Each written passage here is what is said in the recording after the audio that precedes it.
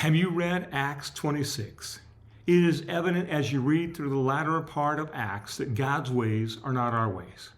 Paul was warned against going to Jerusalem because of the fear of what might happen to him while he was there.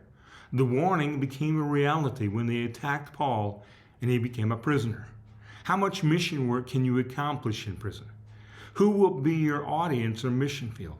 How far can you carry the message of the gospel? Is it better to be free and on the outside able to speak to wherever you go, to whomever you want? I'm not absolutely sure, but I would guess our international and North American missionaries are not trained to be purposely thrown into jail for the advancement of the gospel. God's wisdom is far greater than ours. God has Paul exactly where he wants him, a prisoner for the advancement of the gospel.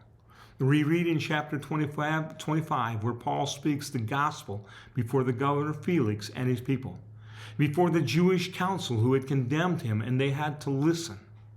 Then we add King Agrippa and his people to the audience. Consider that Felix, the chief priest, and all of their people heard the truth of the resurrection more than once.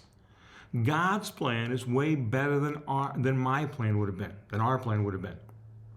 How would you present the gospel to that list of people? If you invited them, would they come to hear Paul speak at a public setting?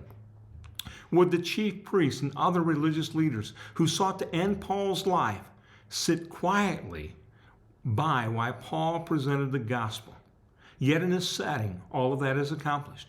After the presentation before King Agrippa and the admission of given time, Paul would persuade him to be a Christian. Paul responds in Acts 26:29.